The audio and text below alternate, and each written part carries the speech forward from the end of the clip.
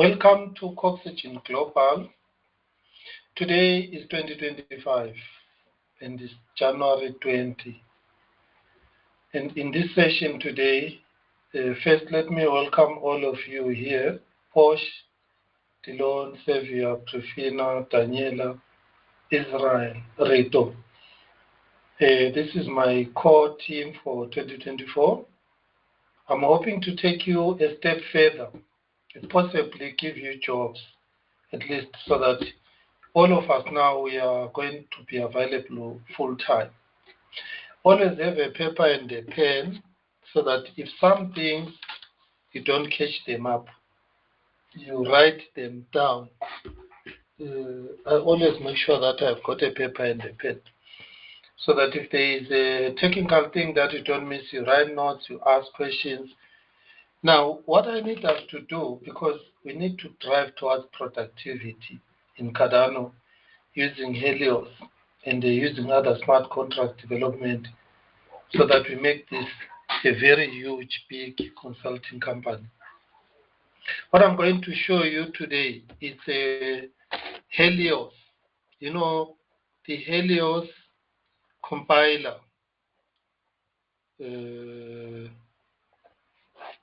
We have got version 0.16, then we have 0.17. I'm going to show you. Then from there, what you need to do is you need to go through each, explore, run it, check how it gives out errors. Is it catching all errors? If it is not, how can we make it catch all errors? We'll need to submit some pull requests if possible.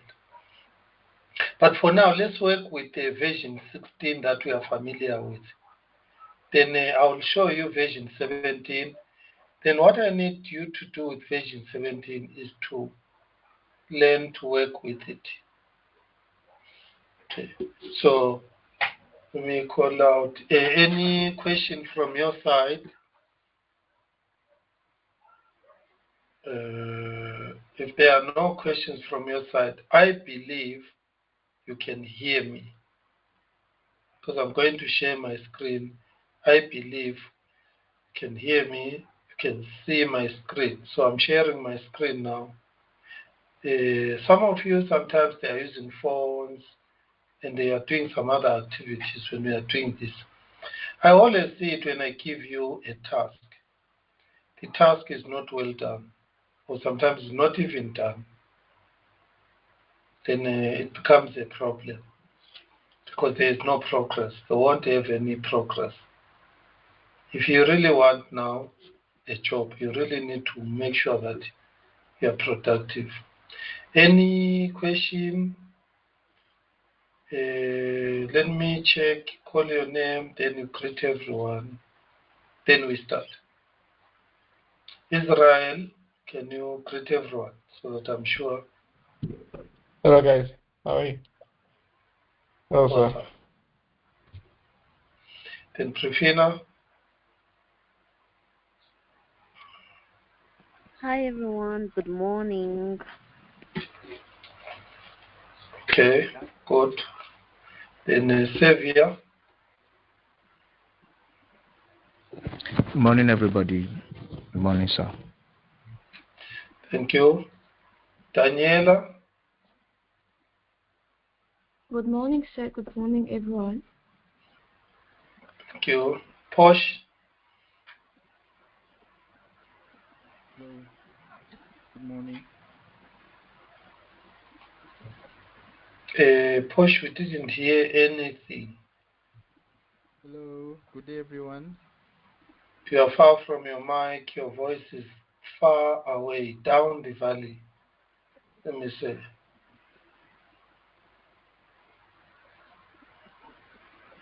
Hello. Okay, come closer to the mic if you can.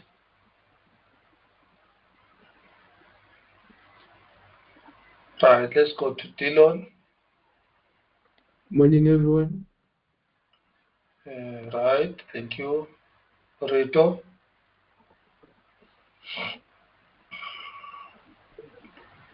Morning, everyone. Right, thank you. So I'm going to check the messages here. Oh yeah, sorting out your mic. Okay. Good morning, everyone. Morning. Oh, Tutus, you are welcome also. Right. Tutus, I received what you did, but I haven't checked it. I'm going to check it. I hope you guys have improved a lot. I'm going to take you through what I think is most essential. If you are not up to that level, work together and make sure that you get up to that level. And then submit before the end of the day what you are going to have. Also upload a copy on your FTP account. So now your FTP account must say 2025. Okay, so let me start. Let me share my screen and let's start. Yes, am I clear now? Is my voice Yes, clear? your voice is very clear now. Thanks. You can, we can hear you very well now. Thank you. But let me start with the app so that you see the problem. So I'm going to run this demo. My user account is demo. Right, it is running here. Let me come to the console. So when we run this app here, it runs, as you can see from this pass, which is what I'm happy with. But sometimes it throws an error, and the error happens to be on the what? On the Helios side here. So let's open this Helios side. Do you see the Helios side here? It says UPLC program section 1711 14999.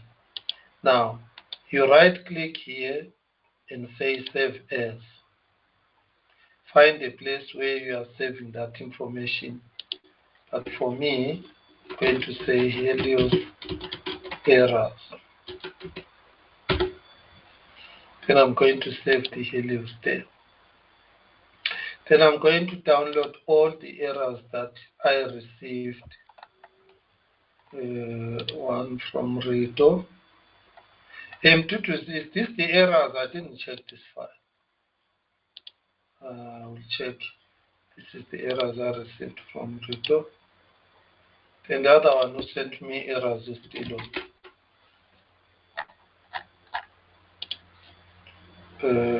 These are the errors I got from Tilo. Alright, I think they are here. So I'm going to move these errors onto that Coxygen library.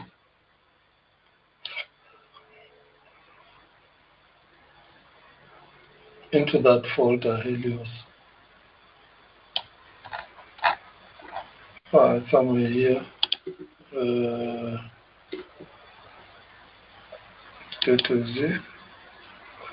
Dillon. Yeah, I've got those errors again. Right, let me copy this. So on your directory, you need to see where you are.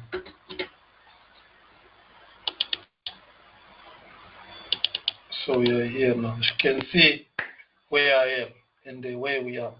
We can start anywhere where we start. We can start with this one. This one is for return. Please, when you name your files, they need to have a date and your name. Because every day we are having this. Right, say return. This is Helios compiler or Helios errors. Now, if today you say Helios errors again without a date, it's a problem. So this is for 19/01/2025. Yes? We are so lucky to be in 2025. Other people didn't make it. And see now, I don't have to do this for you. You guys need to do this.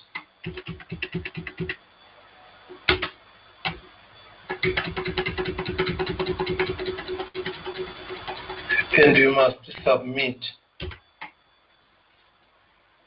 every day. Submit something onto the FTP and also send me a copy. Actually, every day Rito must take a register so that you tick. You know, this formality of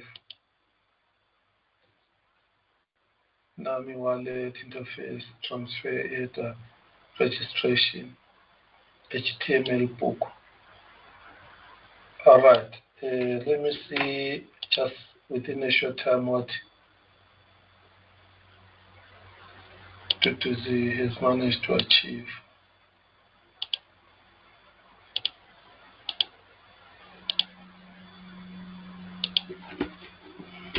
Do you see the advantage of FTP? We can run your work live and see what you've done. Right, there must be somewhere where there is your name on your help. Right, Tutuzi, okay. You are able now, you are coming all right doing the documentation. Right, I want them to be like this or better. So Cardano Property Solutions. This one here. Some of you who are new, that Helios, we have done a wrap around Helios, which I called a library. And that we have used it here to create this marketplace where we can sell shares on a token or property that we have, like here. Can buy, sell shares like this. You can do this. See, this is a normal application that is running. There you see it's building a transaction. It's working. Do you see that? I'm buying 3 of these, all of them. 87, P80, 87. You can see them there. You see, getting something to this stage where we have a marketplace, it's a great achievement. We should all clap hands for ourselves. And then now fight to have more of these, up to 100 different ones. This is what we call what? Progress, productivity. So here I'm here to show you the help manual. Right, this help manual is fine, Rito. I like it. You see your subsections here. They are okay. It is, the format is all right. The format is all right. It's logical, flowing through. Now, what you need to step up further is more thorough details.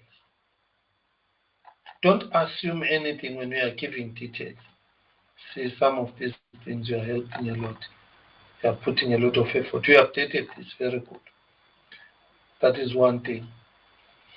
So when people come here, CardanoPropertySolutions.com, Cardano Property Solutions user help, that is meaningful.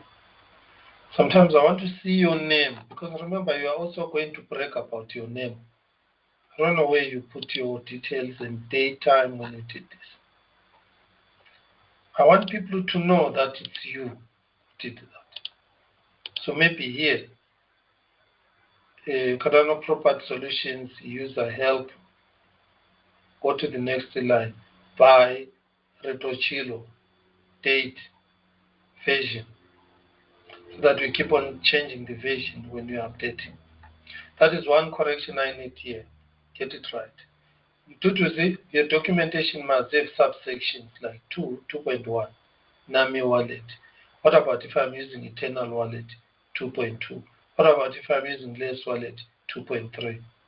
Because different wallets is different. You'll have different pictures showing people how to use these wallets. People catch things faster when they are pictures than when they are text. So for example, if I did this, I put pictures there. People catch things faster here than text alone. Okay. All right. So now I'm getting to Rito. I asked you, I don't know if I remember I asked you. When you look at this help manual documentation, it has a big space to the left here. It's a CSS error. It's an error. Why are you leaving all this big space here? It is a CSS error on the right. This text, whether I'm here, I'm there. Close this gap. I don't know what it is for. So when I go to the mobile version,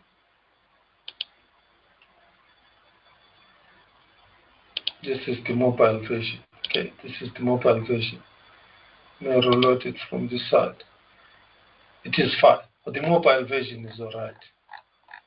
It is fine, the mobile version. I can't complain here, the mobile version is alright. It is not leaving those big gaps. See here, the mobile version is okay. Now, this version here, see everything is just squeezed into the center and there's big gaps. What are they for? Right, I'm going to show you how to fix it.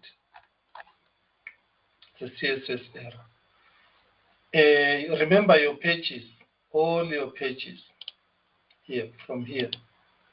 They are individual pages, and each page, this home, has got pointing to the same CSS. So you right click here when you are fixing an CSS. CSS is good because it's open source, you can fix it from the front side. So you right click here and then you go to inspect. Sometimes, let me just switch to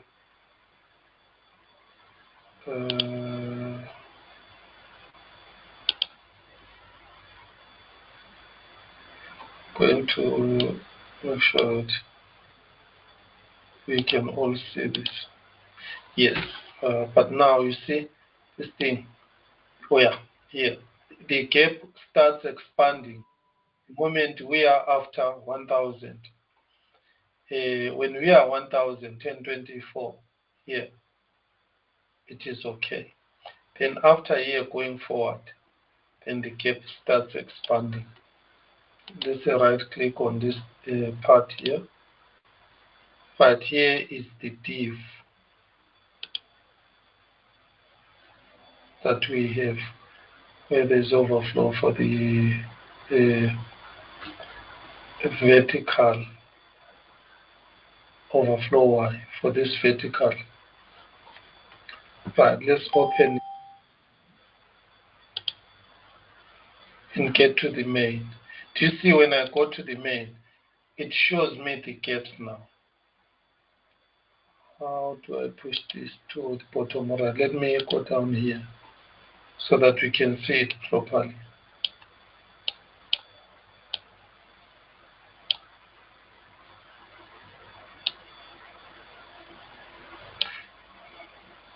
Here's my CSS this side. Right, we want to see now we can even use the full page. Can even build it. You see that gap? This gap. Let me right click on this gap. It is the content. There it is. But if we go to the content part here and we go inside the main, you can see this is the navigation. This is the main session.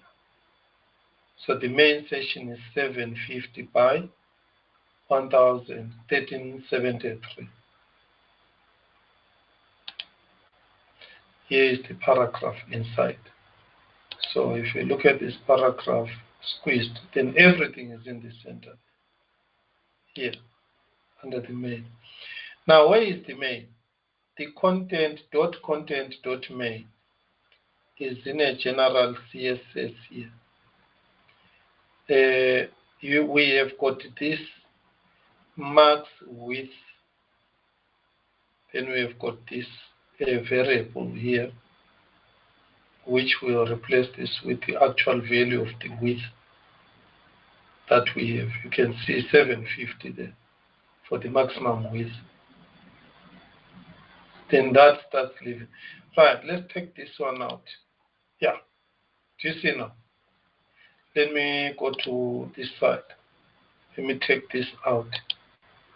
Do you see? I've closed that gap.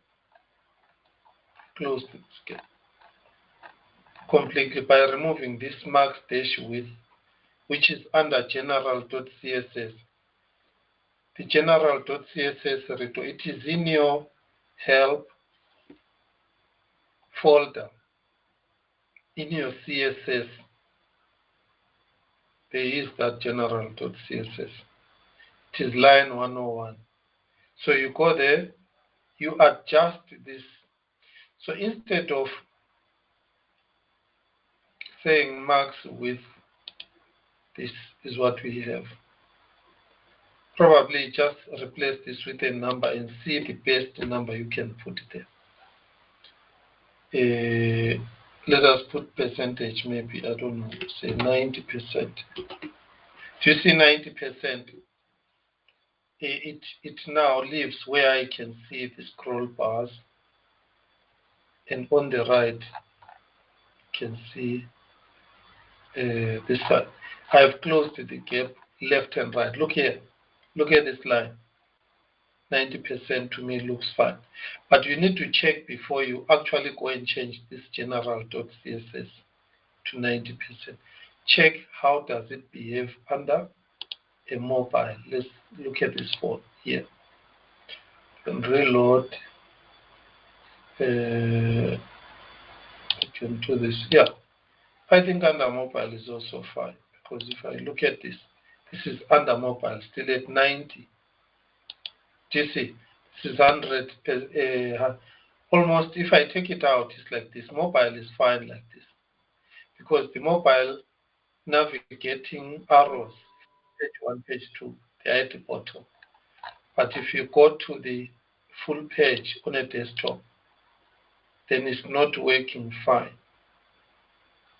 Because if you look now, it has pushed this back the moment you take it out.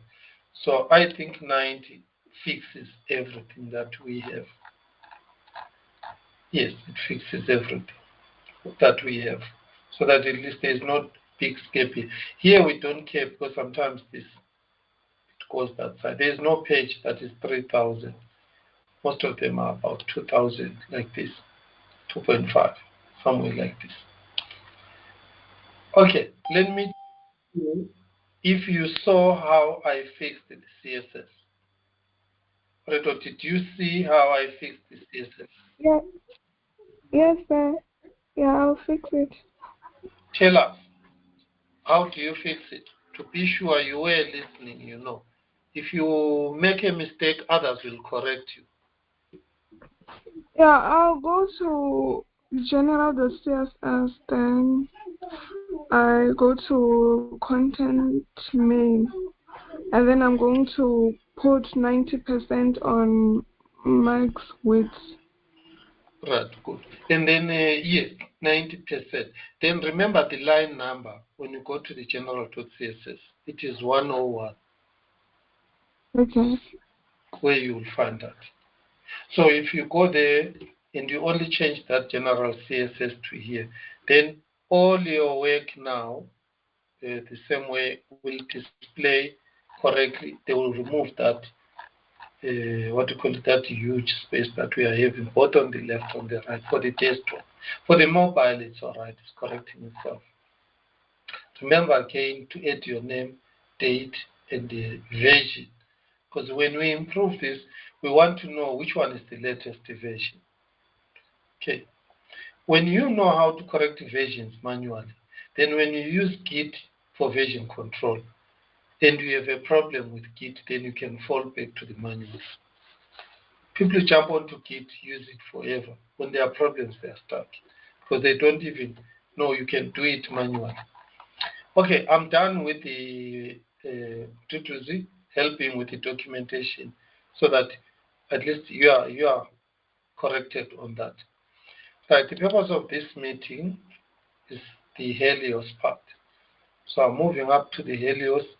If there is a question with regard,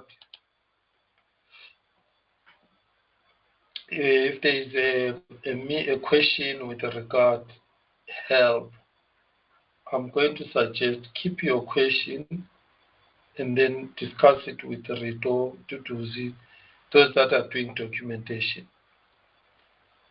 Okay, right. I'm going forward now. Let me go to the next part. Right, the next part is this part here now. Tutus, I'm done with you. We are going to the errors that we find. So let's first look at what Dillon errors found. But the type of errors we are having when we are running these are useless. They are not helping us at all. For example, Dillon found this error message asset. Said error message asset. Now, when this is false, asset says check if it is true. The moment this is not true, it throws this error for people to read and it stops the program. But the problem we are having is, imagine you are going to get an error that says invalid hex string. Then you put that hexadecimal string here. Let me show you what it looks like. I'm just going to convert these characters to hex string, hexadecimal string, so that you see what it looks like.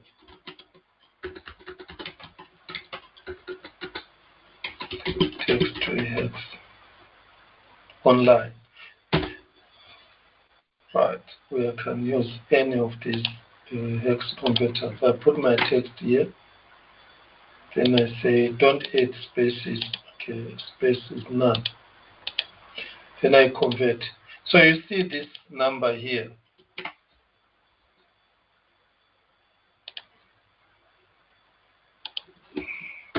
Is the message a person is going to read. He is going to get a message. Invalid hex string, this one. Hey, which one is a valid one?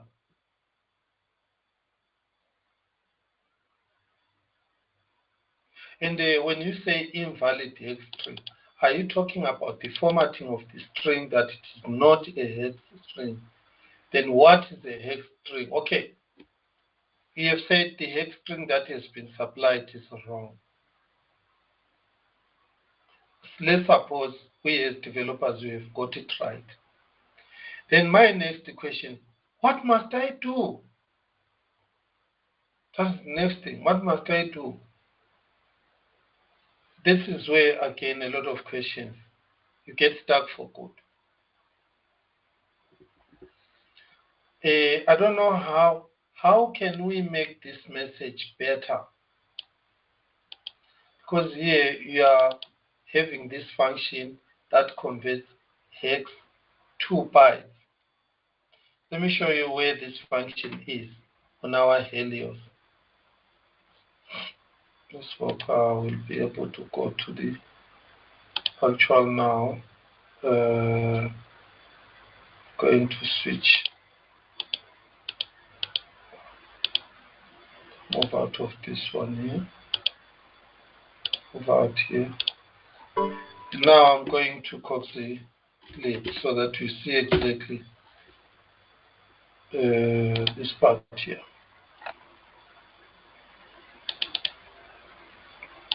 So when you log in with your FTP, you normally see your account. You normally see the loan. For me, when I log in, I see where I am.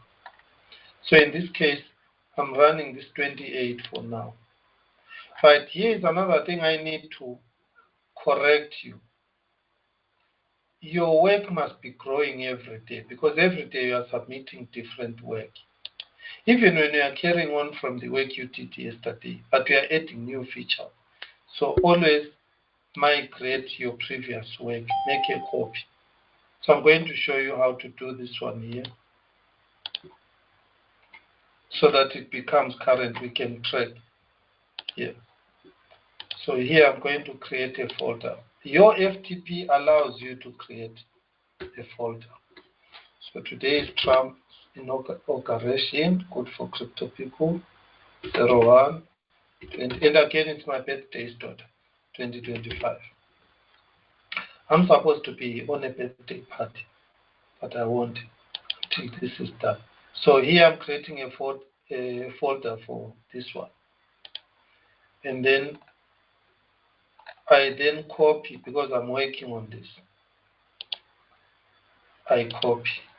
Your FTP has got a copy command. 2001, 2020. Just consistently keep it consistent like that. Not today it's like this, other time it is dashes, other time it is slashes. Keep it like this. So I have copied the 2028 November folder, this one, into 20. So you go where the tools are. This is the other time. So now I need this 20/01/2025. Do you see? Then you can move this work out of that 2028 folder. Highlight all of it. Select a move. There is a move command on your FTP. I'm taking it out of that subfolder. Then I don't need this now. I can delete it. So when I'm testing today, like I'm testing with you, there's no need for me to use the old one, because I test fix from here. So now I must use this one, 25. No, it's not 012. 020/01/2025. Okay, there it is running. So now I'm going to correct where we are. We are running the index at the moment, 5. So here is the index, this one. I'm coming here to show you the function hex2. You'll see it here, byte to text, now hex2 byte. So let me see, there it is. When I call it, let me just call it here so that you see. Right, we are going to comment out this one here. Down here, I'm going to demonstrate how to call it. Create a variable closed. What I'm going to do now is I'm going to receive bytes. Then I'm going to call this hex2 byte. Then I'm going to give it whatever I'm giving it. Let me say I'm going to give it Bernard. Remember now I'm giving it what? Bernard. Bernard is not what? It is not hexadecimal. It is UTF-8 text. So it must throw that error. Then let's use the JLog. Right, under the JLog, we just put the variable name byte. Let us run it and see what it is going to say this side. Let me load. Look here now. Exactly. It says what? Invalid hex string to Bernard. And it shows exactly under Helios 860 here. Line number 860, hex to byte, where we are creating this function. There, Dylan got it right. It is because of this exact. Now, how did this person know I gave a wrong variable format type? They used this number dot is not a number, right? So when it is not a number, whatever variable you have supplied is supposed to be this, supposed to be the head. I don't know why now it is a B. All right, remember, here it was what? It was a hex. Here it was a hex. But now here it is not number dot is not a number. Remember, not is not a number is false when you supply this. Then you negate false, false. Not is not a number. Then it becomes true. In this case, it remained false. That is why it gave me that error. How can we make it better? Show you how this error works. Let me come to you guys. I want to hear you talk. Let's work straight with what we have. How can we make that error better? So in this case, what I want you to show is that we are fixing the Helios. So I'm going to open also the Helios library. There it is. And I'm going to go to line 860. 12, control go. But when I open it with this one, it is not showing line number. So let me use, can use VS Code. I like this one. Let's check this one. But you can use VS Code. File, this one. Do you want to open it? Yes. See, this one shows the line numbers. Okay. So let me see, how do I click go to line operations, convert, move line up, line add, search, find, go to line, you see, control G. So 860, control G, 860. Right, this is where we are. Let us look here. Byte to bit string. That is not 860. 860 is this one. This one. Right, you see, there it is. That is why I was asking myself, how is this a B now? It is because it is going through each character. The moment it finds a character that is not a number within the string, then it asserts. It stops and crashes, stops there. Then it gives this message.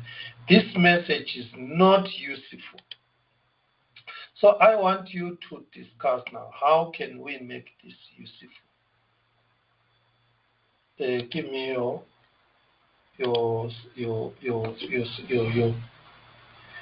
idea so that everything is interactive. Give some suggestions. How can we make it better for the developer so that the developer knows, okay, I've done something wrong on line number 1, 2, 3. And then get a meaningful what? Error message. You can actually even see here, this did not hit Jimba. It just stopped here by asset. Didn't even get to Jimba to show that error message. Right, talk suggestions there, because we are going to be doing this when I'm not there. Unmute and talk, or put up your hand and I'll call your name. So, sir, Yes, quiet. what I think is with this error message, we can find what are the possible ways to get a hex error and then show it to the user so they can know that, oh, if the hex number they put, one of this could be the error from those possible ways. Yes. There are two users. Number one, the developer. When the developer gets an error, he wants to fix his or her application. So he needs an error that is going to help the developer. The second one is a normal user. When a user maybe is minting an NFT, then that error comes up. Normally for a user, it's a disaster because this thing happens on the console. And then the user doesn't even know how to open a console. It's using a phone. It doesn't have this technical thing. We need, what to call it, to also inform the user. So if we are to inform the user now, so that the user also knows that an error happened, now we have to have a try catch.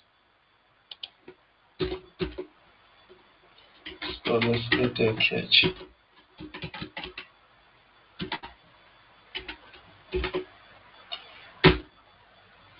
Right here, I'm going to use alert for now. What message for a user and also is going to work for a developer? If I follow that one and I just say here error, I think JavaScript is like this now. Yeah, I think this is there's a message part of the error. Let's run it and see if it will pop up and show now the user. I made an error there, line 126.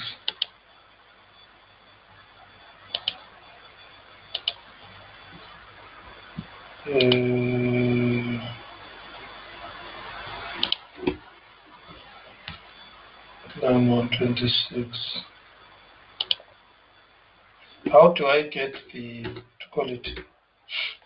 message part of JavaScript? Is it a dot scope resolution, or is that one was for PHP? Yes, there it is. You see the pop-up now is going to be seen by the user.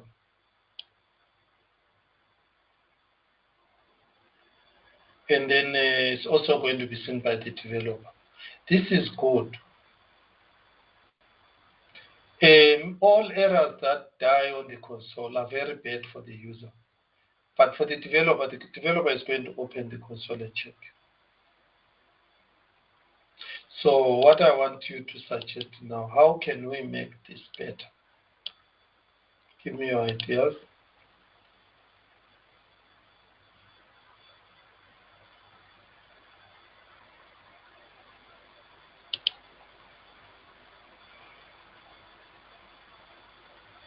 So when you go now working, what are you going to do? What are you going to write? Sir, I'm confused. Yes.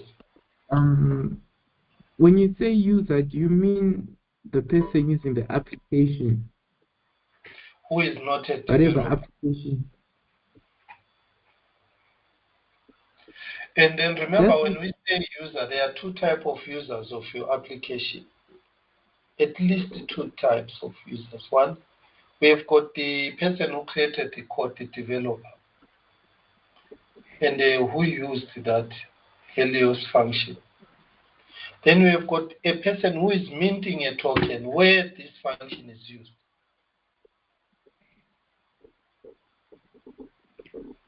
Doesn't it depend on exactly what the application is?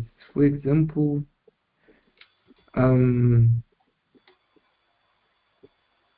yeah, like what you suggested, maybe someone is using it for minting an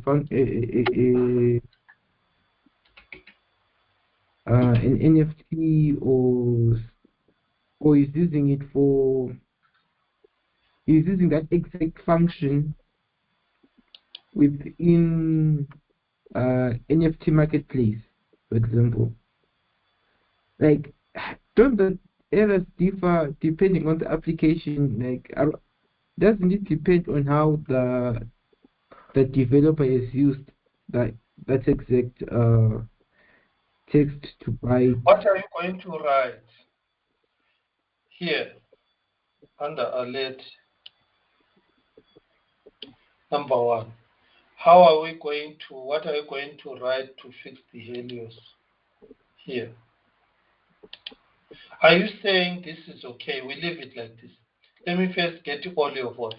Is this okay? Am I wrong to feel it's not okay? Is this okay? Because sometimes I can be feeling it's not okay. When you on your side, you feel, no, it's fine. What do you feel?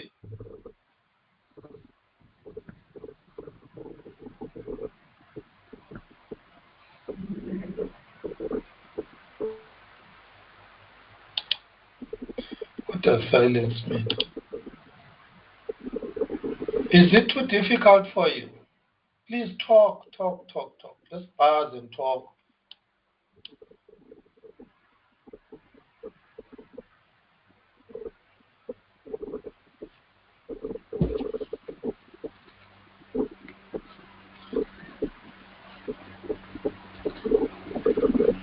Yes, it's right.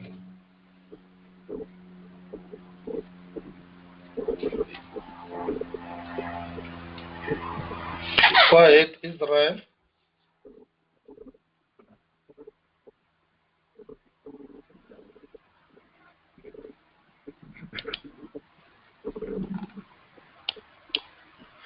No, we can't hear you, Israel.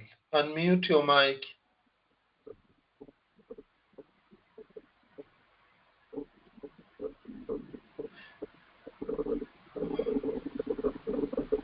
Is it Dylan who is talking or is Israel? I can't hear Israel.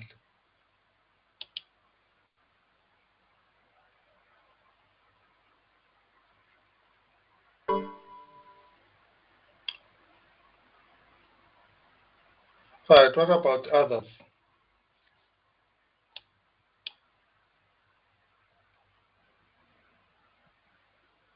So in terms of the error message that we're getting, can we not put some colors and adjust the text size, font size?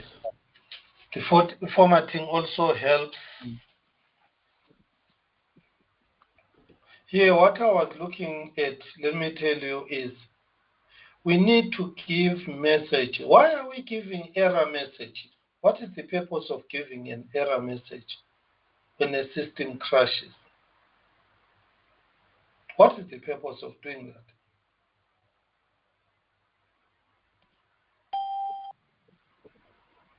Can you hear me now, sir? Yes, I can hear you. Oh, okay. So I was saying, I think the error is okay. The only thing about the error I just feel is that it doesn't. It just says invalid hexadecimal string. But what makes it invalid? Is it the length of the string, or is it the string? I don't know if you get what I'm trying to say. Yeah. Is it the format that Yeah. is the error? What was going to happen if I didn't supply anything? You have brought in something like we can test it. Let's put an empty string there. Let's see what it will do.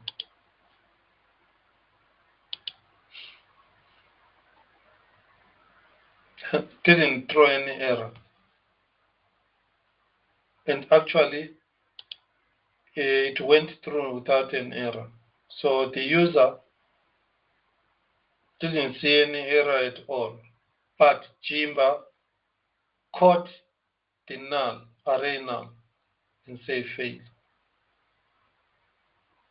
So this shows that Jimba is needed, is necessary also. But unfortunately, there is nothing that popped up.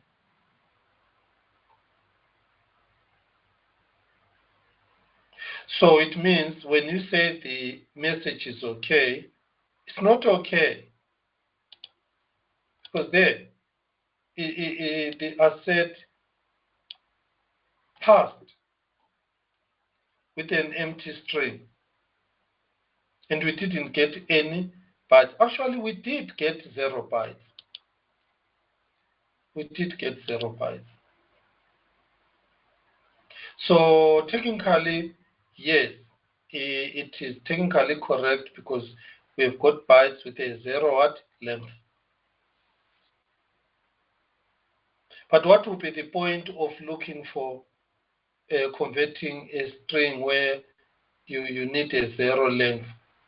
So which means you still need to check that the length of the byte is not 0. That is what you have brought in now.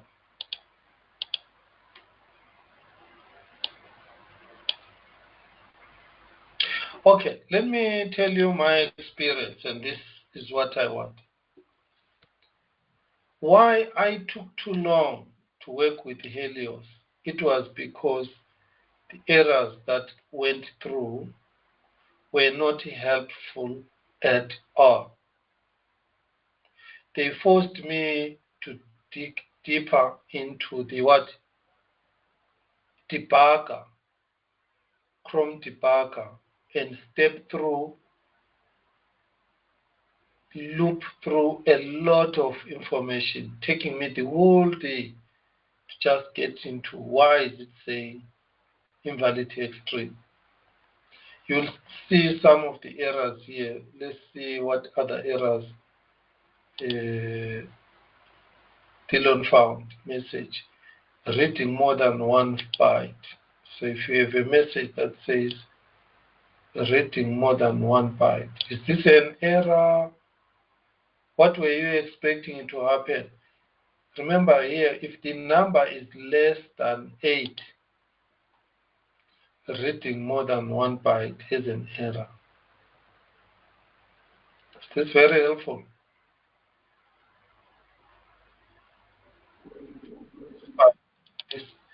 This function, read bits.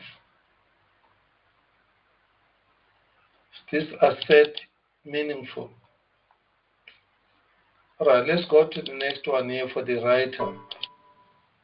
This number is less or equal to this dot hash number. Too many bits to pop. Only have dash these bits, but want this. This one is better now. But still it can be improved.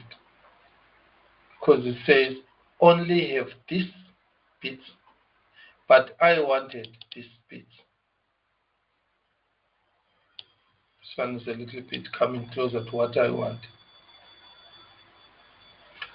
Right, let's go down to other messages that we found. I said TTP length is equal to this.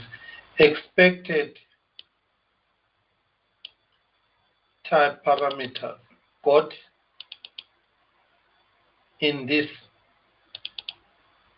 to string. This one is far improved compared to the previous one because this one now, it is even showing you where it happened. It happened in this class, which is IR parametric name. Then this one is better because now it is even pointing to the what we all know we are working within Helios. But now within which function, because there are no line numbers here. There are no line numbers. But at least this one gives you the class where this happened. This dot to string, it takes the class name and converts it to string and tells us where it happened. even this next one, I think it is an improvement. But I still feel more can be said. But this one is clear because it says it was expecting this to be equal to this, expected this. I was expecting this length, but I got this length in this IR parametric name. This one is more useful. Right. I would make it even more, maybe more user-friendly for a person. Sorry, an error is okay.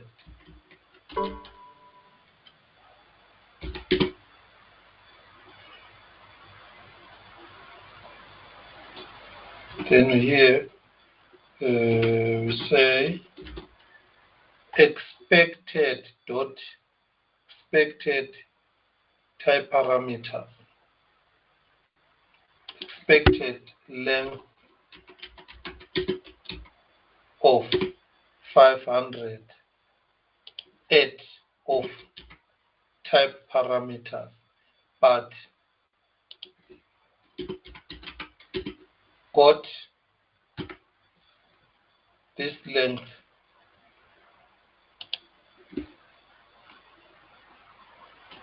in the class. Then you give the class name. This one will be more meaningful and better. For the user, then again, this is not complete because it doesn't tell the user what to do when this has happened. Is it a warning, small error, I must carry on, or serious error, I must stop? Is this a serious error as well? So this asset is not showing critical errors, warning errors. You know, warning, you are warning to say something can happen, but carry on. Critical, they must not proceed, it will not work. I think when you do an asset and put the levels of errors, it helps. I'm learning it the hard way because I also do the same when I'm writing code. It's not that I'm saying this Helios is crap. No, it is the same omission I do when I write. But when we are doing now, we are improving our error writing messages to make it more meaningful for the user and for the developer. So here, the other thing I can add here is what must I do? Let me run one example, one more. But I'm not sure you are quiet, you are going to be able to do this. Say, write a message there, tell me your status, so that I know you are going to be able to do this or not. But I'm going to buy, or I'm going to cancel this one. I'm going to cancel something so that we've got more errors. So cancel needs only this. Yeah. So here, within this cancel asset cell, we are going to hit some errors before we get to this one. Maybe this one we can just comment it out.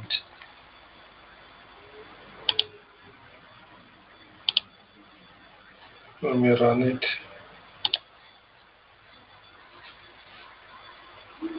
Okay, yeah. This one, all the errors, syntax, whatever it ran through. But down here it says validation returned false. Okay, down here I see there is an error here. There is TX input undefined. Here, TX input undefined. Even here you see, it is not telling me where did this happen. But on Jimba, I think there is an option to switch on this O. This is on. The M. Let's switch on. Is it the M? This one. So that we get stake trace. Let's see if that works.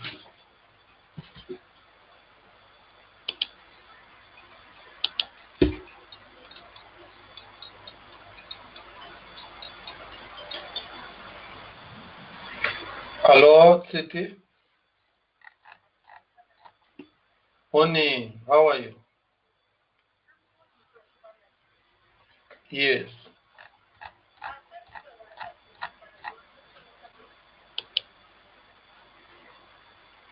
Right, I was on and online. Okay, let me just quickly check it. There is a voice note.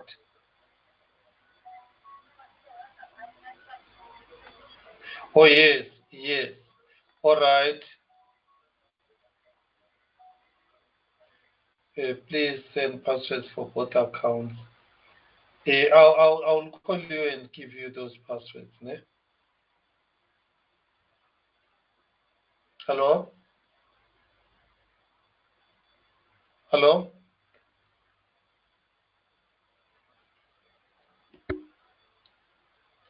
Can you hear me? I am going to reset everything. Then I'll send you a link and you create the passwords. I'll send you a link for you to recreate the password so that you put passwords you can remember. Thank you.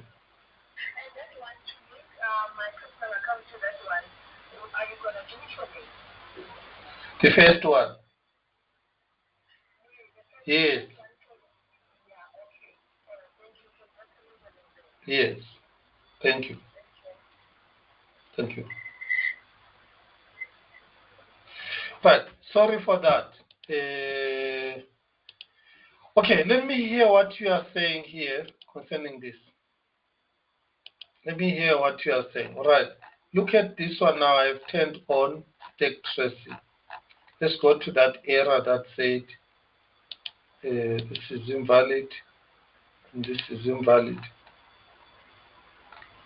I still don't get a stake trace like this one when there is this. So this is a Jimba error, okay, that I need to fix. All right.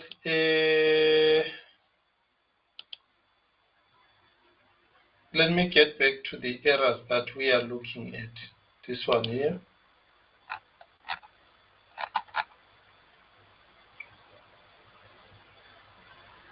For Dillon here. Right here we got something expected. This that a human readable part must have non-zero length. This is the message. Point isn't on the curve. Infinity curve. But let me see what Rito found out. I'll discard this. I'm not going to save this. But very fact that you guys were silent, which means that this thing, you let me know. Type something there and let me know. Right, Rito here you said asset class, unexpected class. This message is too brief, not meaningful. The moment a developer cannot make sense of this unexpected class, where, what did I give? Because remember, when an application is running, it's going to hit through millions or thousands of classes. Empty string, expected a number, not yet implemented. Yeah, you see there are some errors like this was not yet implemented. Then why are we calling functions that are not yet implemented?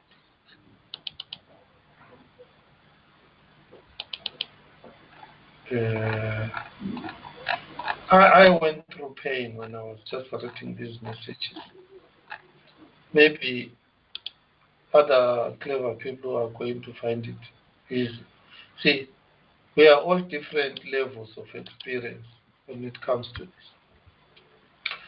I want to make things simpler, easier for developers and users. Okay? That is the whole point here. Right, let me get from you, all of you.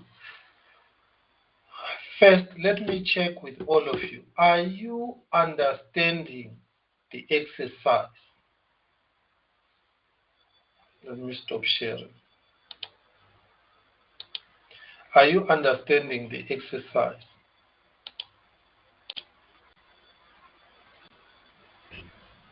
So the exercise, can I just get this straight? Yeah. The exercise, take the errors and just come up with meaningful ways Correct. Correct. to inform the user. Yes. You know that file for Helios version 016 is the one we are using everywhere.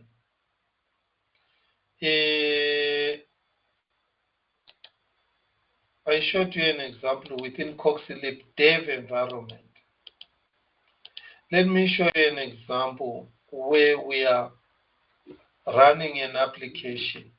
This one here where it says Cardano property solutions here. Now I'm going to show the errors here. Okay, here. Let me just move it to the right. I'm going to now run this.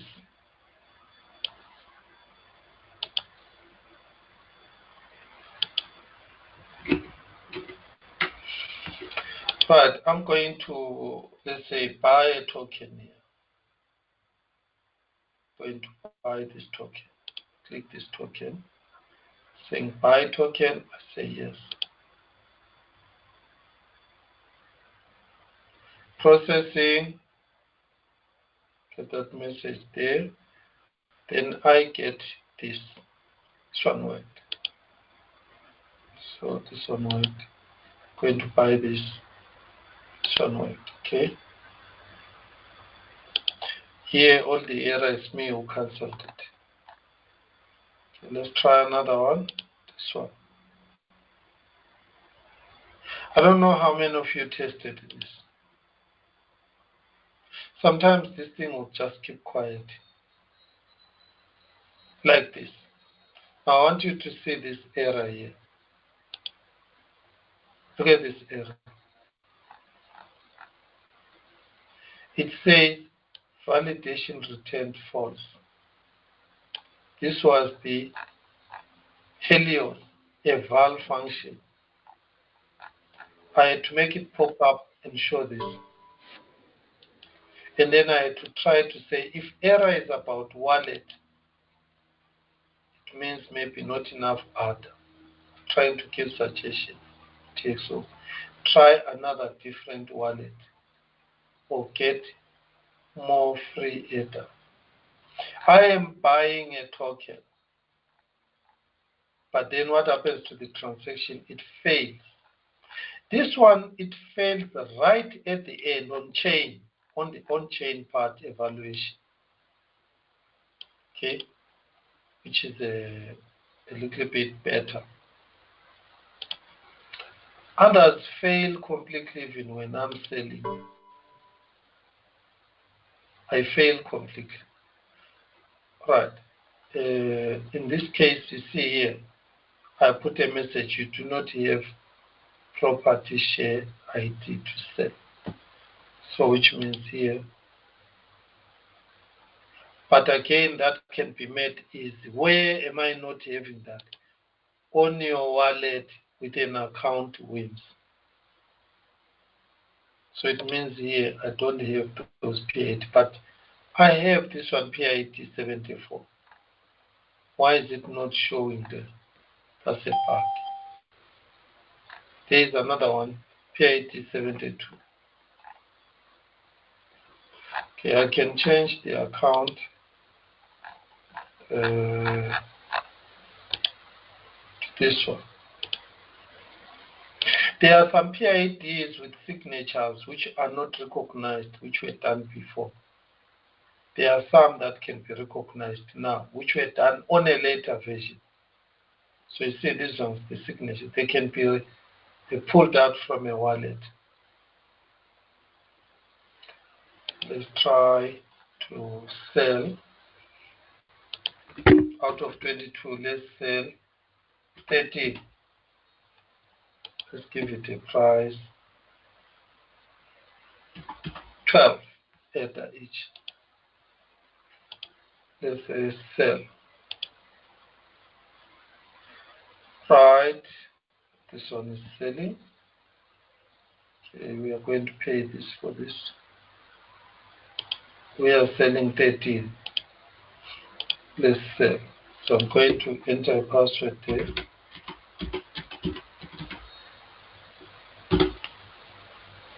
Okay, everything went fine here on selling my tokens. Right, even I can see the transaction ID. But I have sold 13 tokens here. Now I want to see the tokens here. So I am expecting to see this down here. Oh, they came very quick. Yeah, today it worked very well. No, I had a lot of stress when I was shooting videos for the catalyst. But now it's okay. See now, I've managed to put the 13 for sale. What I want us to do now is to use another account to buy this. This one doesn't have those, so let's use that to buy this. Let me buy 3 of them. 3 times 12 should be, I must pay 36 Ether. Buy 3. Yeah. Right, this one is building, it's working. This thing today is working. 34. It's close to 12 times 3. 12 times 3, so 32. Yeah, it's correct. The other one is for transaction fees. But it says 9 assets. That's completely wrong. This is a bug caused by the wallet. Right, I want to show you what will happen now. It has crashed many times when I came here. Let's check. Yeah, this is where now I'm showing you. Is this error meaningful for you to know what to do? Causes most likely that you are buying tokens that are finished. No, they are not finished. Details, object. See that error, object. Or what is object?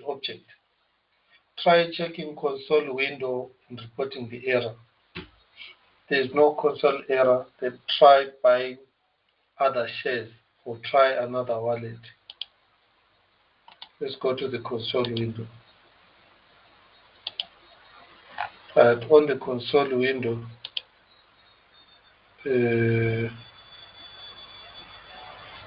let me run it again so that we see it.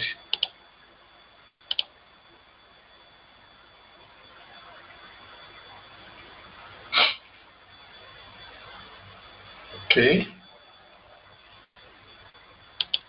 See, all this is wrong, completely wrong.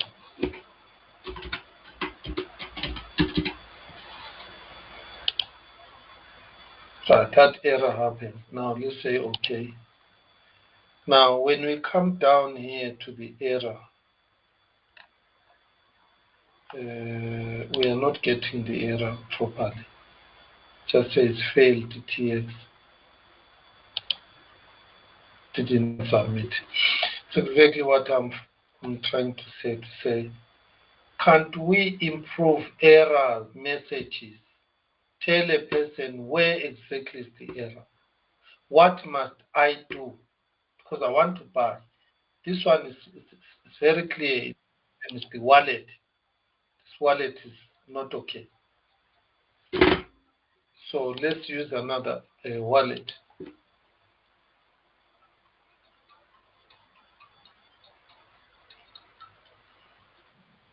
Yes, Charity. Morning.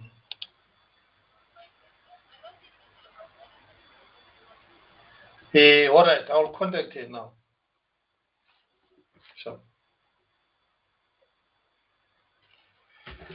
Okay, so here I'm showing you a real application of people trying to buy shares on a market for property. And they are getting these errors, they are not able to buy shares. The message is not even telling them what is wrong. Sometimes what is wrong is the wallet. Sometimes what is wrong is the chamber. Sometimes it's the Helios side. The errors on the chamber, they are within our controls. We are going to improve the chamber messaging. That one is within our control.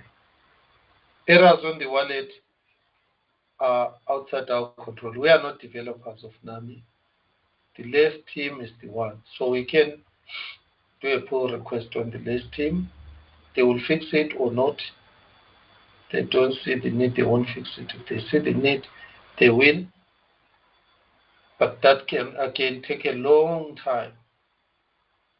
The Helios, we can fix the messages within the Helios because we have it within ourselves. It's a complete file. Can fix these errors and run it and the test. And if they are useful now, they are easy, they are directing people. Then we can go and do pull requests onto the Helios developers to say within this version, this is how we improve the messaging. That is part. But now they are working on version 01.7, which I said Rito must take you through.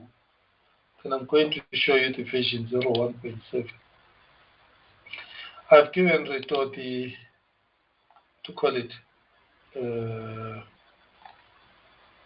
link.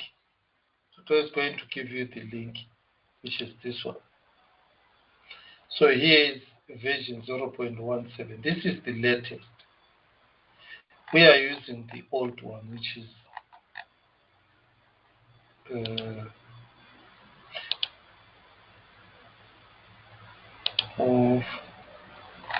this one. We are using this one, 0.16.7. There is a difference now between this and this. The problem I have is this one. Let me show you. When you open this one, I'll download and show you. Right. Let me show you this one. There is a difference the way it is structured, the way it is working compared to the other ones.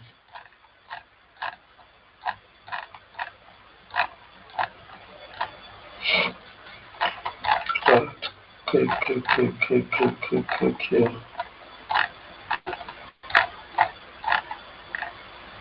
Right, this is the one that I've downloaded now. I want you to see this one here. I like this one because when it compiles the Helios, it compiles one file.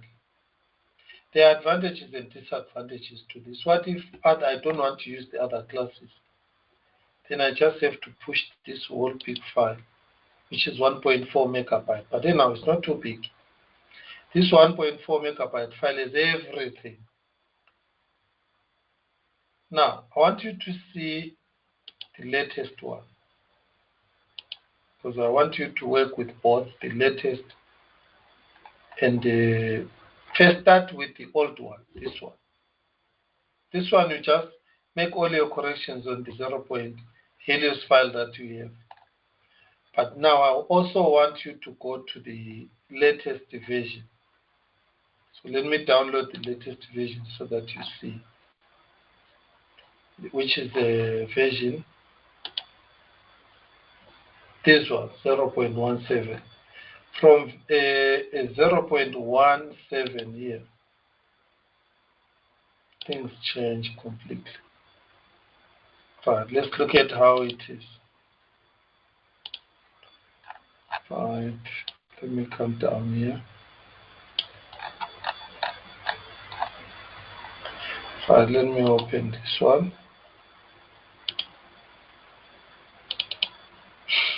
Right, you see this one when you just go into the source code, compiler 0.170. We are having version 0.17.10 now. Here there is no Helios 1 file compiled. So that is the first thing. I want you to test it. Then how are you going to test it?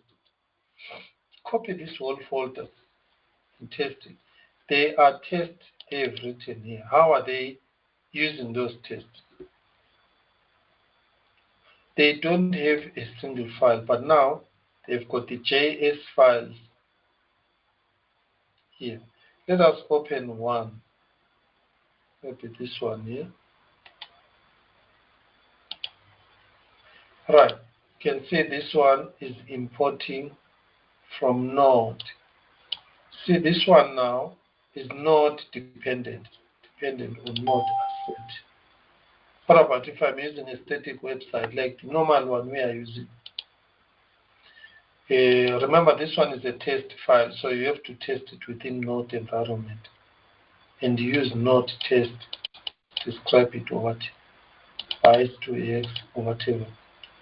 Then here you've got the @helios -lang -codec util. So you need to install Node, npm, and run it within that environment. So when you are doing that, you are going to do this. Please, can you use this and build up everything so that there is a file we can use on a static website. So let me show you the other folder. The one which is a source file, this one. But you see here, this one with the source file, it has the entry point index. Okay, this is good. Let's open that index exactly. Now, where this used to be one long file, now it is just a very short introductory file with, it is exporting everything from program index. Let's go to the program index and see what is being exported here. So let's go to the index of the program. I like the modularization of this whole Helios. But we need to figure out how then do we use it. Maybe you guys, you are better understanding this than me. All right, here when we come to this index part of Helios, it is entry point. It is program.js. You see, it is exporting this. So which means when it is exporting this, you can call it from a program that is consuming this. Let us check this program file within this directory. What is it having? Where is the program? There is the program. Okay. Now the program is exporting from Helios. So which means I will need you guys compile a file because now on the static side we need to have this folder after compiling, building everything. So it means, are we going to copy that whole folder to our static website? Because you can see this one is importing all these things from this side. And then building up the classes like program and then exporting it. I want to show you how it's different now. See, the program is standing on its own as a file. I think the modularity part is beautiful. I like it, but before it was audible. I could check this program class. Let me show you on the Helios part here. Here, just fetch it, and then we say find.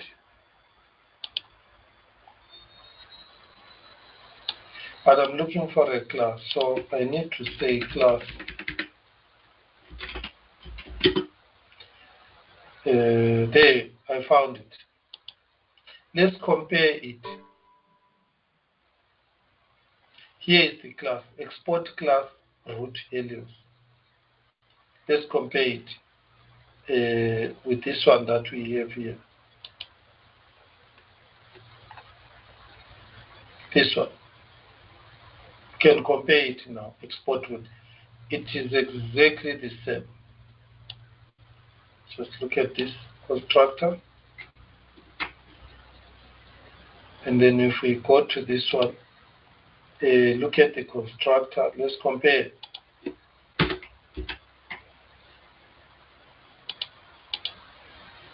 This is the new one. This is the old one. So there is substantial change also. If you look at the constructor for the new one, main source drops. The old one, this one, which is the one we are using. First one is what? Purpose. Now it's main source. So which means structurally and the functionality of the new one is completely different to the old one. This one has 3 parameters at a module.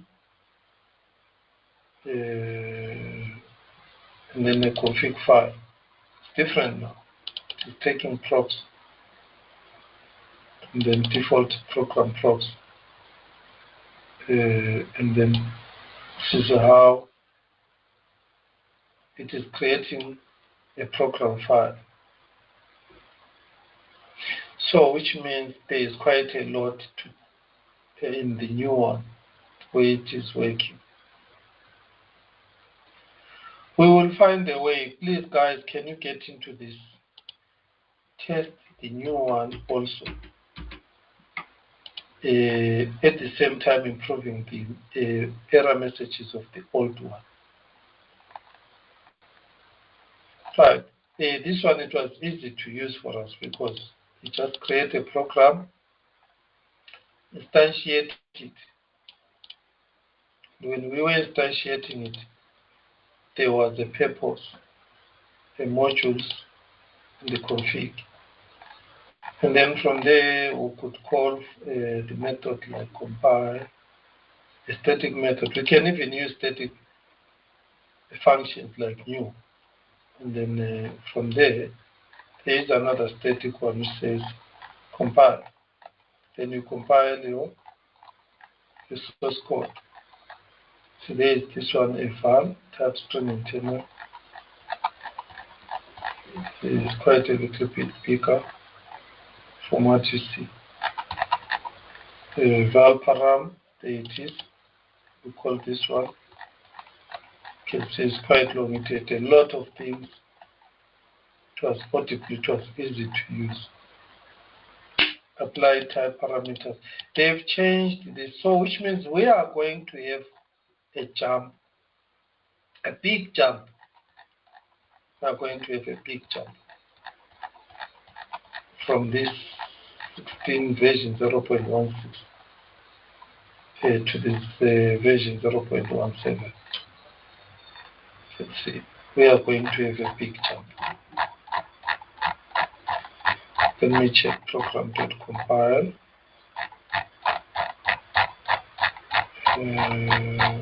in order to see it. And then we see how it compiles.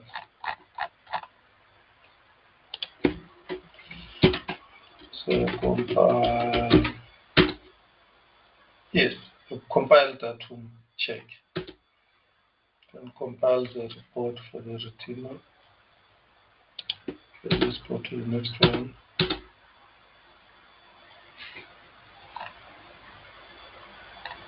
Here, where are we? We are at the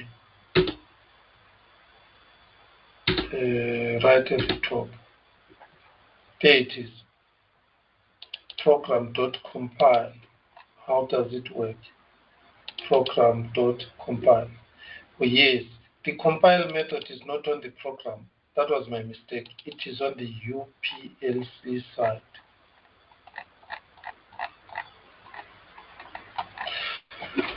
Okay, let me get back to the task. Then I have to go.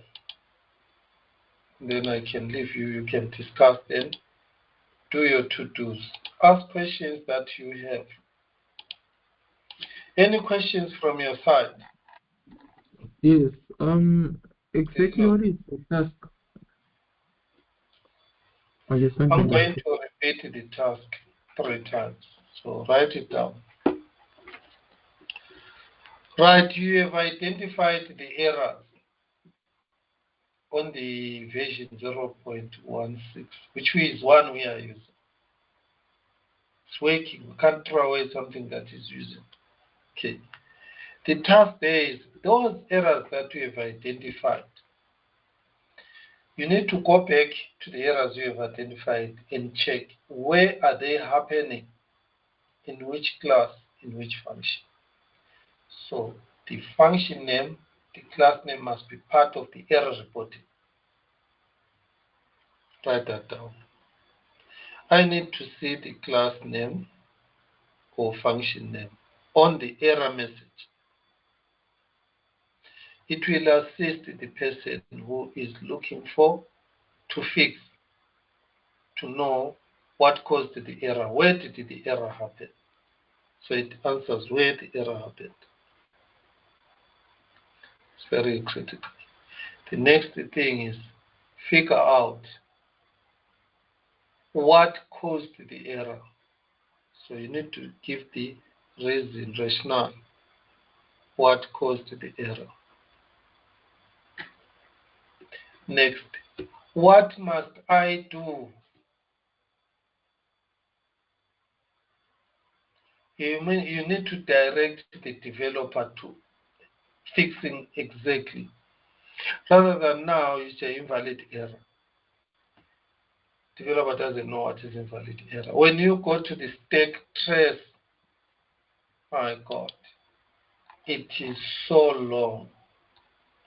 You started on wallet essentials, pick UTXO, get UTXO, get UTXO, get UTXO, all the way to the top. And on the top is useless because it's a Jimba error. Then you go down to the next stack, this one. Oh yeah, it gets get UTXO MPH token name hex. Here, this is where most likely the problem is. But this started down here on wallet essentials. So it forces you to go into breakpoints. And these breakpoints get into some big loops, especially when it comes to the processor. Computation of time. It's a headache. But if the messages were very clear and direct, like I have said, where has it happened? Why has it happened? What must I do? Then using that library becomes very easy and nice. Because all libraries will have bugs. So that is what I want you to do. Give solutions, possible solutions, so that out of all possible solutions, the person tries 1, 2, 3, 4, 5, fixes it. Then the person knows, okay, can avoid this by doing this. Then the person can carry on. Rather than now, I'm going to stop. I'm stuck with an error, one line. I go to the Discord. I post a message. No reply for the next 3 weeks, 21 days, no reply. When the reply comes, it's too general because it doesn't know the context under which I am operating. It doesn't know the gravity of the app I'm creating. I've collected money from a customer, 2 million as a deposit, and I must deliver within a certain time. The people who are on the Discord, they don't know that. They don't need to know that. For them, it's not an agent error. Even sometimes when you say, all right, I'm going to pay you, somebody must come on board and assist me. They are not available. They are working somewhere. But we can solve a lot of problems if we can learn how to write correct messages, meaningful messages, contextual messages, catch them before they become grave mistakes. I think the asset is a good effort, but on its own is too general, too basic.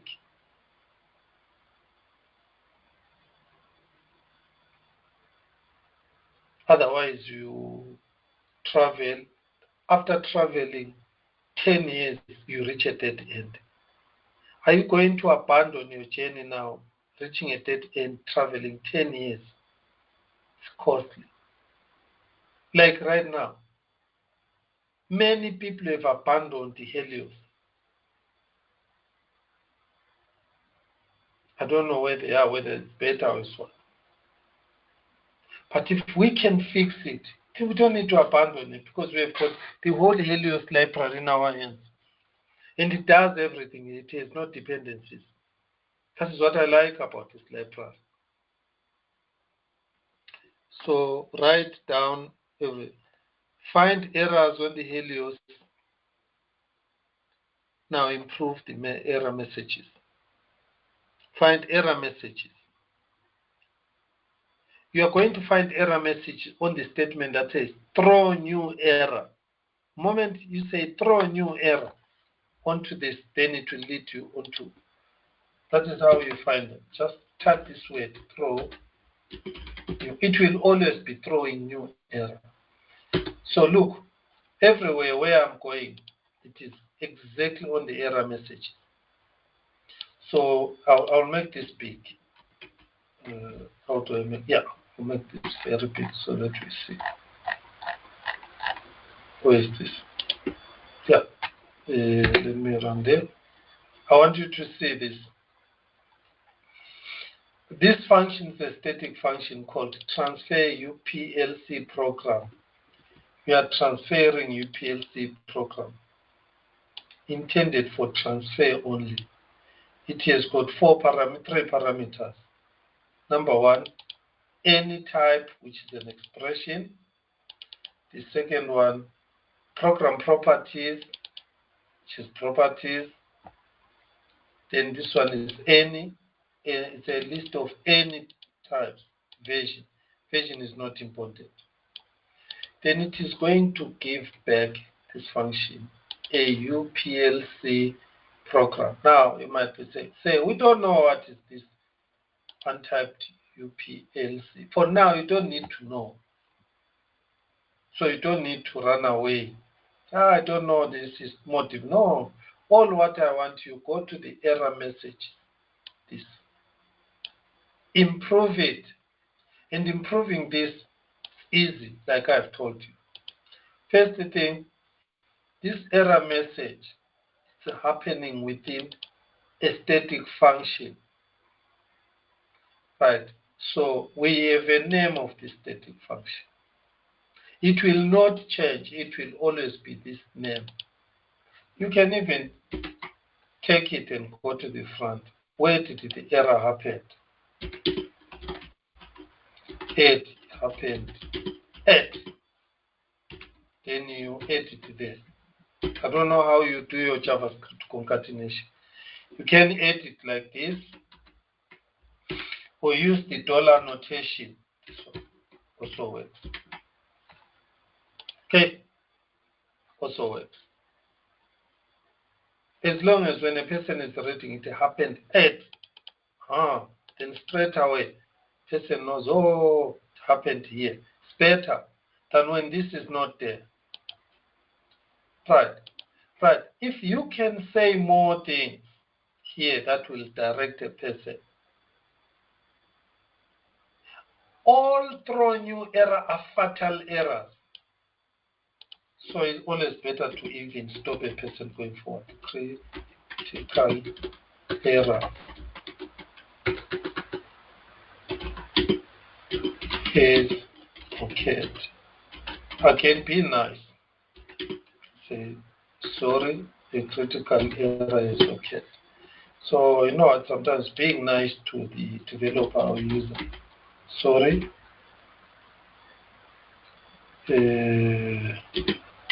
a critical error has occurred. Then you know it's a critical error has occurred. The program will not continue.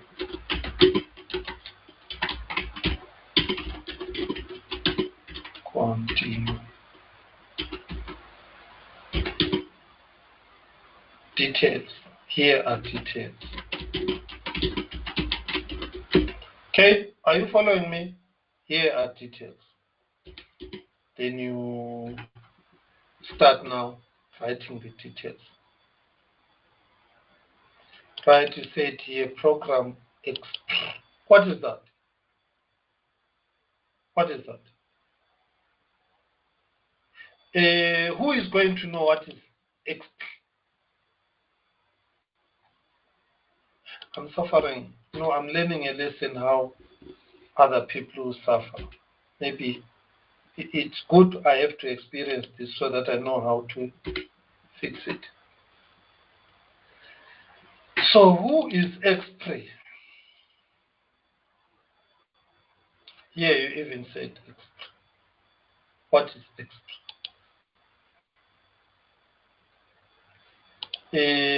We will come to the parameters to make them more clear.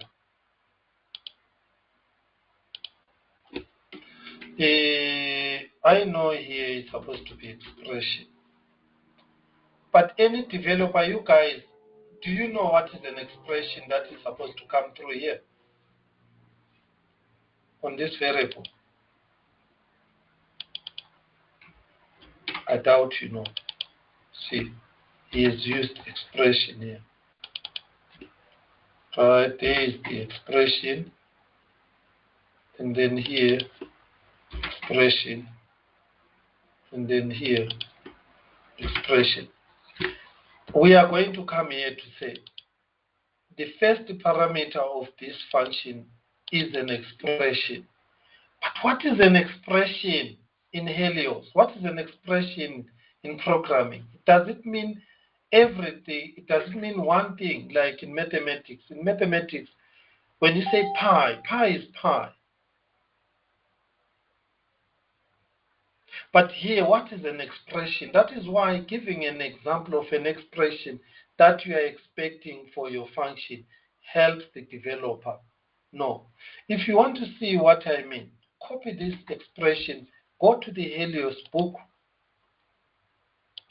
If you can find an explanation, good. Then at least I can go to the book and know what is an expression in book. If I come here and say expression, search nothing.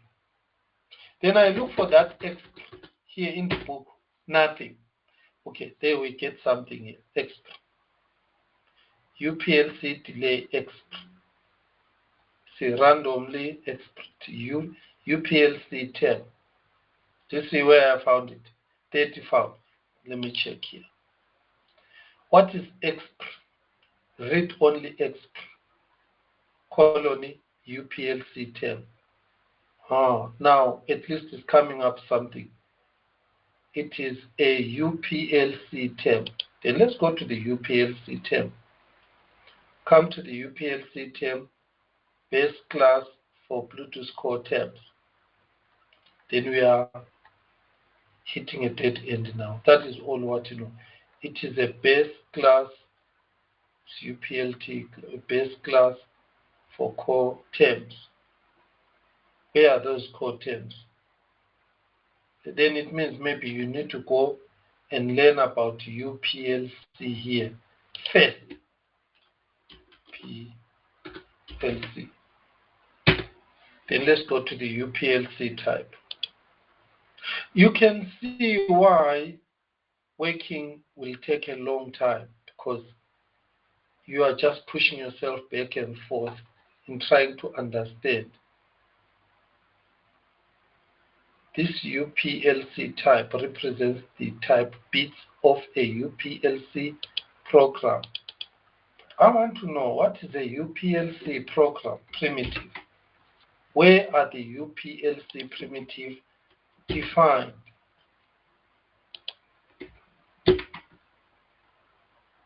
See, all what I see here is UPLC type. I do not see UPLC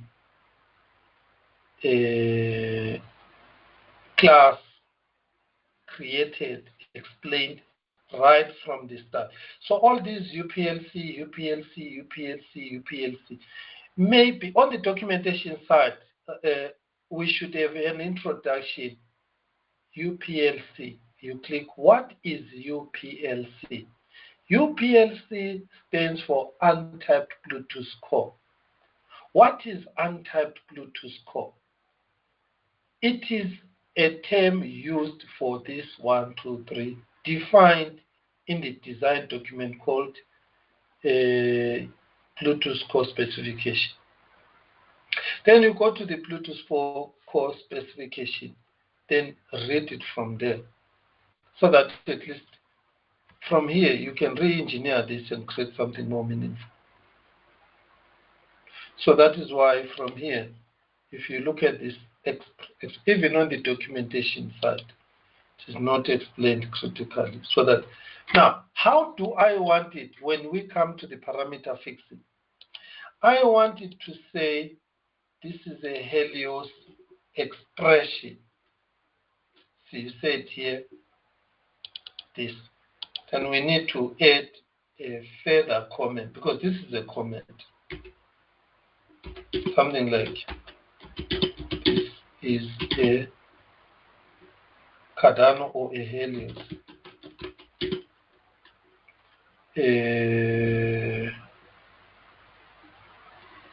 term, like, e.g. No, e.g. People learn easy with examples, like. Then give us an example of a Helios expression so that we know it. How does it look like? I know a maths expression is going to be y equals to x times b, v. I know this is a mathematical expression. But what is the Helios expression like? And then here on this one, what should the expression look like? Say UPL term. I'll tell you, this is referring to what I showed in the book. Any of this UPLC data, you will cost, you will delay, means any of this. But how are you going to know without talking to me? That is what I need fixed here. How is it going to help me? You know, this whole program I have shown you that we have written and we have based on this library. We are going to clone and create hundreds of these different real-world applications using that library. It works. So why throw it out? We will work with it. It works.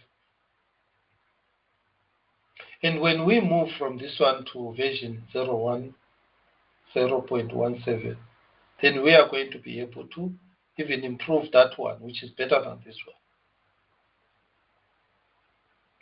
So that is the task for you. Thank you for your question, Dylan. So I need every error to be stated on which function or class it is occurred. Explain it further within the context without misleading the reader. Because you are most likely going to mislead the reader. if you really don't know. But you can see here, before I made corrections, this is a parameter, is an argument. So it's used here, and this is a comment. It won't affect here, but it will affect this side. So if I go back to the original one, it was like this. So when I highlight it, see it. This exercise is also going to help you understand this Helios deeper. You will, at some point in time, create your own language, guys. So try to make a meaning of this. If you can't, then don't temper around with these other structures, but make this message readable, understandable for the user. Here, like one moment I do this, at the moment even this is not a variable, so I can leave it like this is okay. Because this will never change. This name will always be this on this function. So leave it like this. It happened at this a function, static function. You can see it's a static function. But it's a static function of which class? Then you go to the top where the class is defined.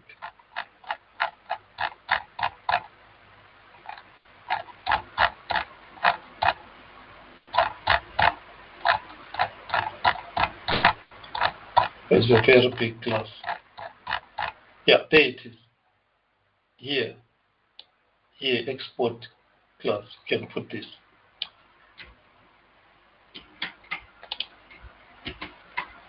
So when we are correcting here,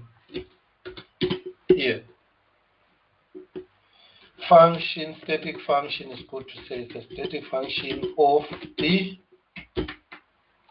export class called UPLC program. Now it's very clear. It is better than what it was before. Because now when I read here, sorry, a critical error has occurred. The program will not continue. Here are details. Program, see this, not transferred correctly.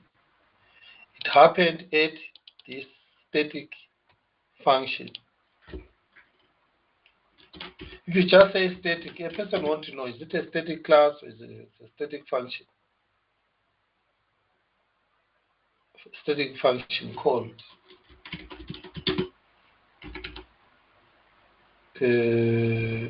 right, comma,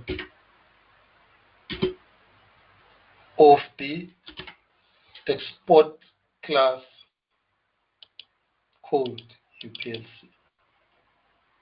This one immediately, when I go to Helios, I look for that class called UPLC program. Go for that static class called transfer. Okay.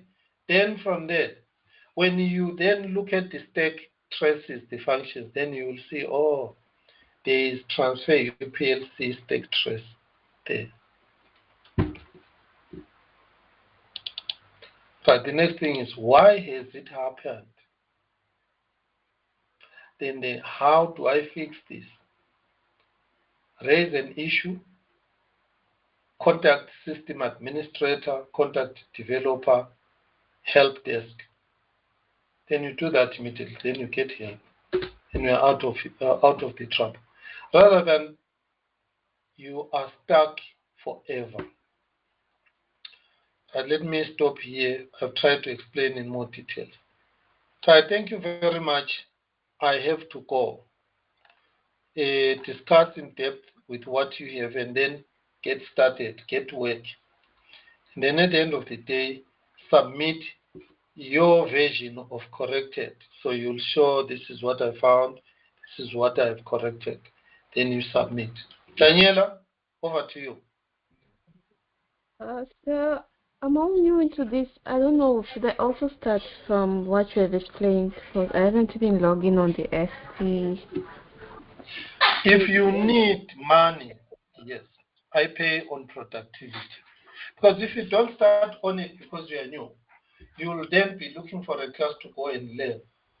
Number one, you know a JavaScript function. Anyone who is graduating at a college just knows a JavaScript function. You are new, but you are not new to JavaScript. Yes, sir. This is JavaScript function with error messages. This is how we throw messages in JavaScript.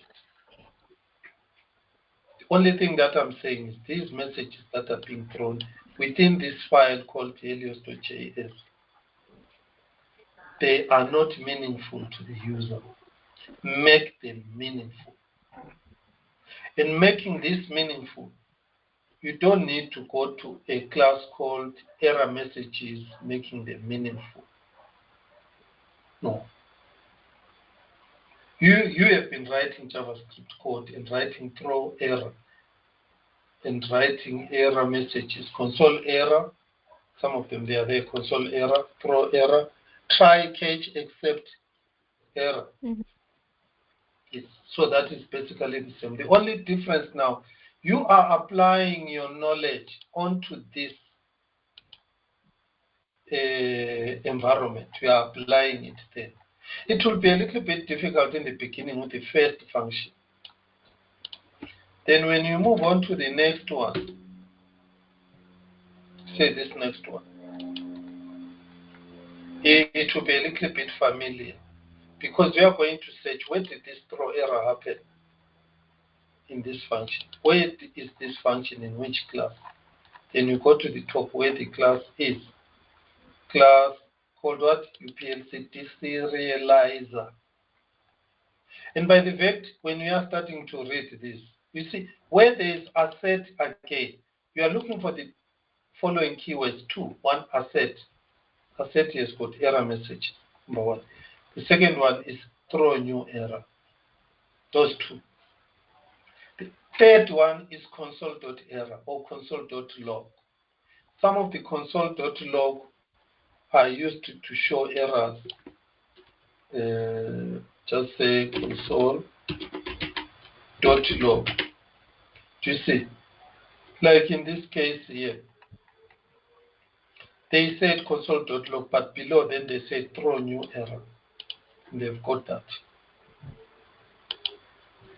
Does this help you, Daniela? Yes, sir, it does, but how do I do this? Because I haven't logged in on the FTP account. You have not done what? I can't access the work, sir. So I don't know where should I start from. That's a very good question. What about me? I'm starting. Where do I get this file that you are showing me, Mr. Sponder? Right, I'm going to send you this. Okay? I can send you Yes, this sir. to use. How do I get to that file from here? You go to the console log, you right click here. Let me send you this under Coxygen library. A lot of people are looking for me now.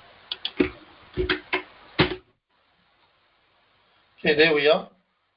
I sent you all of you that you can use that.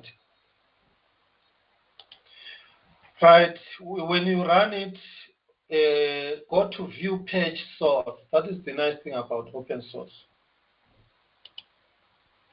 And then when you go to open source, sorry man, not open, not view source. You go to inspect.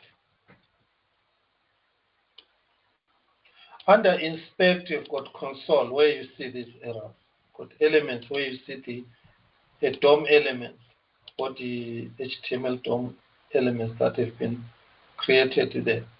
When you go to the next tab here, use Chrome. Go to the sources, which is the files which are sources to this what we see here.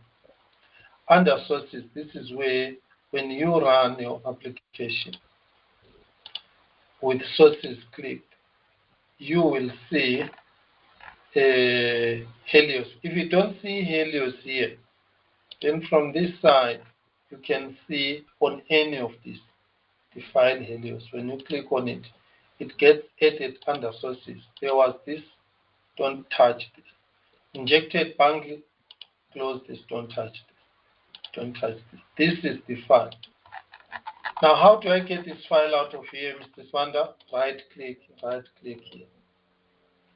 I'm teaching you to extract some JavaScript files from any website that is which is not compressed. Save as. Then select an area on your site where you are going to save this whole file. Then you have it. Then you'll be having a file like this. Then from here now you start hunting for the error messages given in this. Then there's console.log, there's throw new error, asset. Start with one, go through the whole file from the beginning to the end. What about if I'm doing what Dylan is already doing? That's okay. Do it for yourself, because you yourself, you need to know this Helios from top to bottom. You can discuss to say, all right, how do I make this more easy? And then discuss, and together come up with a what? With a meaningful message. The purpose of a message is, number one, tell the user the problem. Number two, tell the user where the problem happened. Number three, tell the user why did that problem happen. Because the developer must avoid that going forward. If the user, normal user, not a developer, entered a number where he was supposed to enter a name, then the user must know, no, you didn't enter the correct expected value. You entered a number. We were expecting a name like James, like Luke, alphabetic letters only. Then the user then is guided, is going to correct and move on. And then I'll repeat again. An error has happened, tell a user. That one is happening, good. Where has it happened in a function? Where is that function in a class? If it is an export function, then it is in a file Helios. Then number three, why has it happened? So you need to figure out why has it happened. When you read that error, within that context, you will see why it has happened. The last most important thing, what must I do? You need to give suggestions to the user what to do. Going to type this on here so that you don't keep coming back to me to say I don't know. Right, here is the task. Right. Search and find error messages. At Helios.js version 0.16. Any version 0.16. Is it 0.167? That one. The one that I have downloaded for you here. This one. You can see which version by going to the top. You move to the top. You can see here, this is the version. So let me enter it. Version 1.7. Use that version. Okay. Search and find error messages at Helios. This one. For search, I'm helping you now. Spoon feeding you, which I'm not supposed to do. For search, use these words. Console.log. Console.error. Use asset function. There is always a message there under asset function. And then the other one is what? Throw new error. Once you say throw new, it will always be an error. There is no way else they are throwing a new something else that is not an error. Okay, that helps everyone. It is number 2. Then this is what you have to do. Fix the error messages purpose. We want to fix the purpose of the error messages. Purpose. A. Right.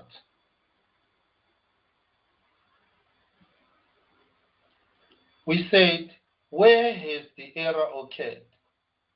Said, where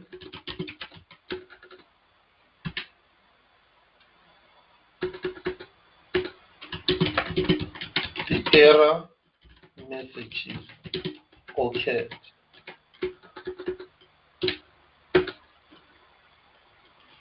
Please don't say the numbers, because the line numbers change when they add or subtract something.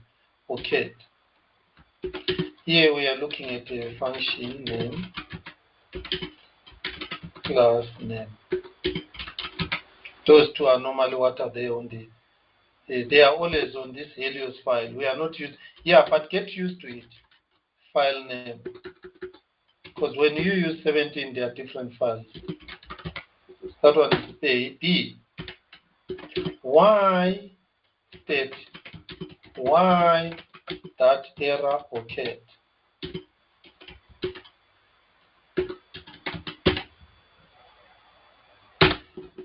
Figure out a reason. Why did it occur? What is number 3?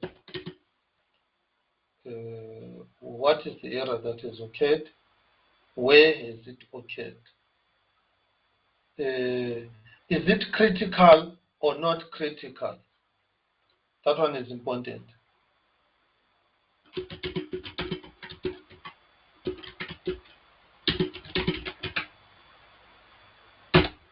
You will see all throw new errors are critical, but not all console log are critical.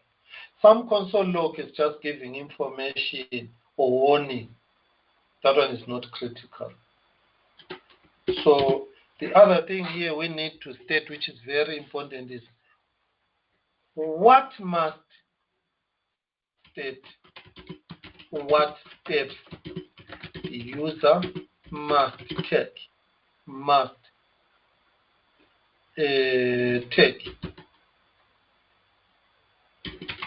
to solve it, to resolve it, resolve it.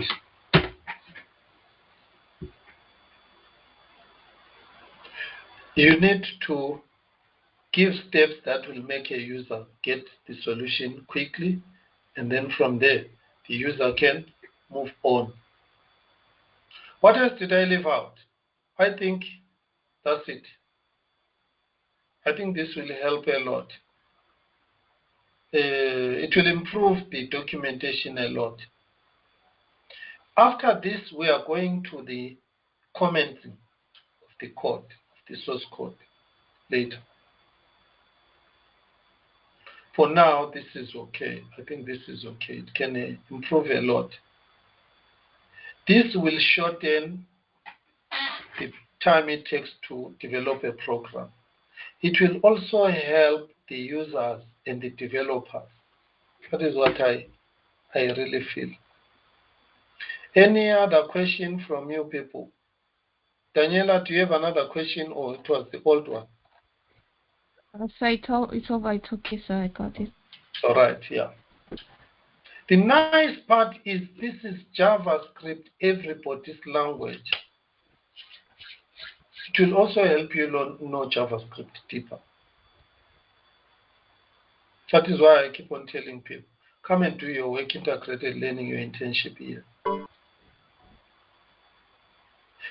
People waste money. They go to these commercial schools where they impress you with a demo, get into their school, then they teach you things that are not useful.